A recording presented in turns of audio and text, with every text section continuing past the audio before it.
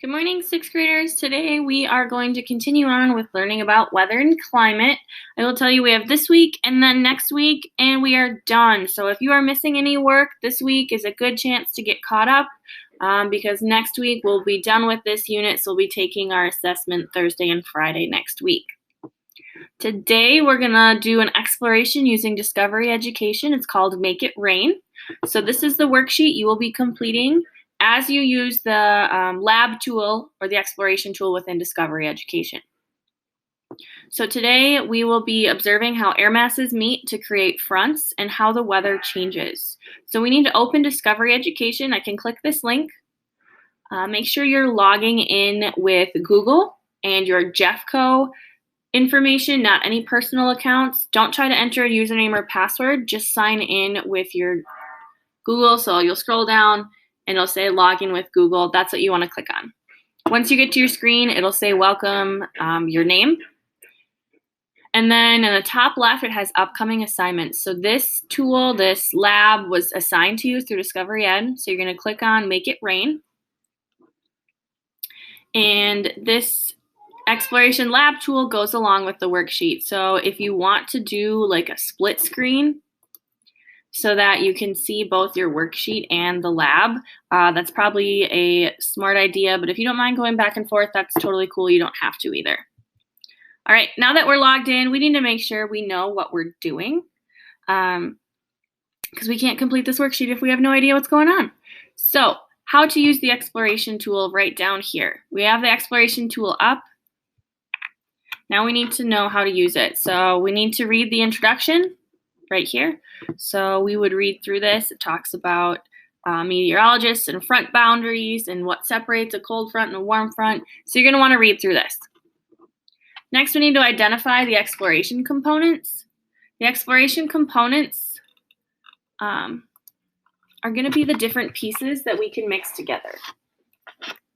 So if I click continue, I have two sections that I can choose from. So I have slow-moving warm air, fast-moving warm air, slow-moving cold air, fast-moving warm air. Those are the options that I get to choose from in this experiment. The next step is see combinations below in the data chart that need to be used. So if we go down to this data chart, it tells you which options to choose from and which ones you need to test. So the first one is slow-moving warm air. Got it. With slow-moving cold air. Got it. So I selected my combinations. Now I need to click the play button. I'm going to watch as the air masses meet. I'm going to read the explanation to see what kind of front was created and whether it caused a change in the weather. I'm going to record my observations in the chart below. And then I'm going to repeat for the other 1, 2, 3 options that I need to complete today. Then you have 3 questions at the bottom. So a stationary front is created when I combine slow-moving warm air and slow-moving cold air. I filled that in for you. This should be a stationary front. If you do not get a stationary front, check your components because you might have accidentally clicked the wrong one. All right, so I do need to fill out what happened though, my observations with weather. And I do see that a cloud was formed. So this wasn't here when I initially started. So I would want to record that over here for weather and observations. I can replay it as well. There's not much movement in either air mass. The warm air will slide up over the cold a little bit, but there will not be noticeable change in the weather. So if I replay that one more time, they're meeting together.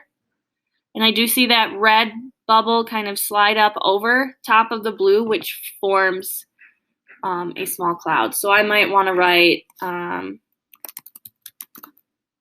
of in my own words what's going on and what the summary says.